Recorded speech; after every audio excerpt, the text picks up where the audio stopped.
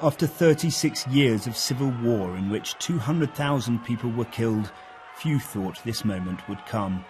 The former military leader of Guatemala, Rios Montt, in court to hear his sentence on charges of genocide and crimes against humanity.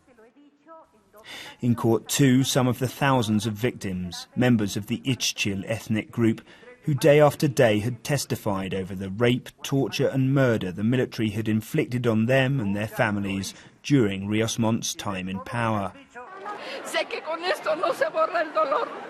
I know this doesn't erase the pain, but it guarantees that the atrocities committed by the Guatemalan army won't be repeated.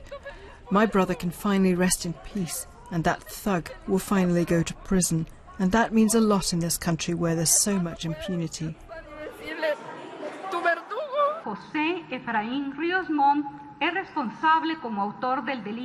When finally the judge issued her findings, they were unequivocal.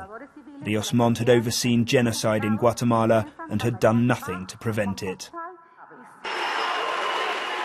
To cheers from the human rights campaigners in court, Judge Barrios sentenced the former military leader to 80 years in prison, 50 for genocide, 30 for crimes against humanity.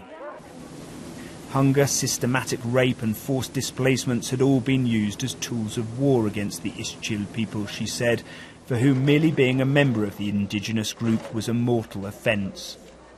It was everything which the victims' families in Guatemala had been hoping to hear for decades. But for the former president's supporters, it was a gross misrepresentation of his time as leader. He had protested his innocence until the last, saying he was not involved in local conflicts. But it wasn't enough to convince the court. While this is a day which victims' families groups and human rights organisations in Central America thought would never come, it's also unlikely to be the end of the story. Mr. Rios Montt is sure to lodge an appeal. That said, the prosecution will do everything in their power to make sure he spends the rest of his life behind bars. Will Grant, BBC News, Mexico City.